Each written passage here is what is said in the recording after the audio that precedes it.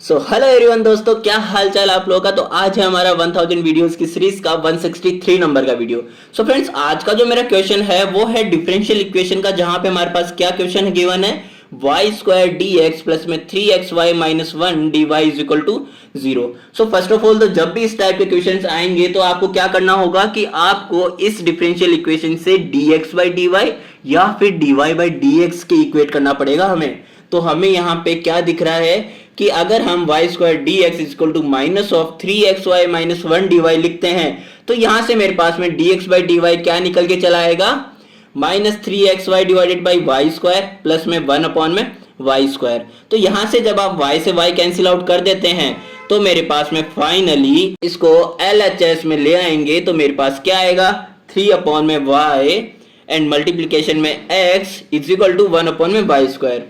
अब देखिए, ये इस टाइप का जो स्टैंडर्ड फॉर्म है ये आपका होता है लेबनिज लीनियर इक्वेशन या फिर लीनियर डिफरेंशियल इक्वेशन का, क्योंकि हमारे पास क्या है ना कि ये एक लीनियर फॉर्म में कन्वर्ट हो चुका है, जो कि हमारे पास लीनियर है एक्स में, है कि नहीं। देखो यहाँ पे x का with respect to y differentiation हो रखा है एंड जिसके रेस्पेक्ट में हमारा डिफरेंशिएशन हो रहा है वही हमारे पास x के मल्टीप्लिकेशन में है। यानी कि यहाँ पे हमारे पास जो स्टैंडर्ड फॉर्म है वो होती है dx बाई dy प्लस में px is equal to q, जहां पे अगर मेरे पास x का with respect to y differentiation हो रखा है ना तो यहाँ पे मेरे पास p एंड q भी फंक्शंस किसके होंगे, y के होंगे। ये आप ट्रिक है जो याद रख सकते हो, ठीक है।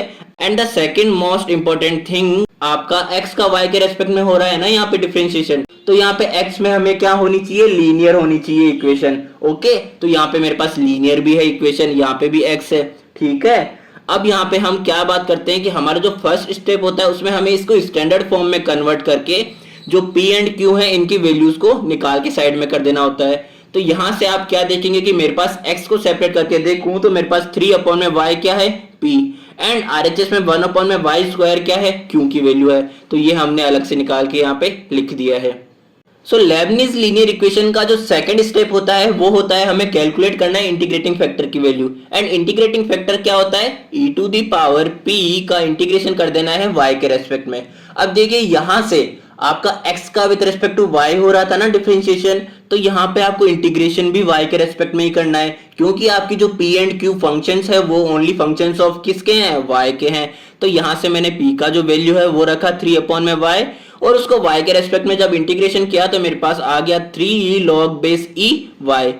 तो यहां से आप लॉगरिथम की प्रॉपर्टी से क्या बोल सकते हो कि ये मेरे पास में क्या हो जाएगा, y क्यूब हो जाएगा, क्योंकि हम 3 को तो इसकी पावर में लिख सकते हैं, ठीक है।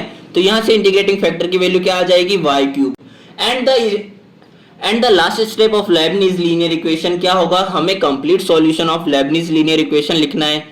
तो यहाँ पे हम क्या कहेंगे कि हमारे पास x मल्टीप्लिकेशन इंटीग्रेटिंग फैक्टर होगा is equal to integration of q multiplication integrating factor plus में इंटीग्रेटिंग कांस्टेंट c। सो यहाँ पे एक चीज देखिएगा, आप नोटिस करिएगा कि हमारे पास यहाँ पे इंटीग्रेटिंग फैक्टर के मल्टीप्लिकेशन में वो वेरिएबल आता है जिसमें हमारी जो डिफरेंशियल इक्वेशन है वो ऑलरेडी लीनियर है। तो यहाँ पे मेरे पास में वेरिएबल आएगा x, क्योंकि हमारे पास जो डिफरेंशियल इक्वेशन है वो x में लीनियर है। ओके, तो यहाँ से मैंने लिख दिया है हमारे पास x multiplication y cube is equal to integration of 1 upon में y square and y cube, y के रेस्पेक्ट में हमें क्या कर देना है, इंटीग्रेशन एंड प्लस में c। तो यहाँ से y स्क्वायर से y स्क्वायर कैंसिल आउट, मेरे पास y रिमेनिंग रह जाएगा एंड y का मेरे पास इंटीग्रेशन आ जाएगा y square by 2 and LHS में मेरे पास एज इट इज रहेगा। सो ये हमारे पास फाइनल सॉल्यूशन हो जाएगा लेबनिज लीनियर इक्वेशन का। So thank you so much, मिलते हैं हमारे नेक्स्ट वीडियो में।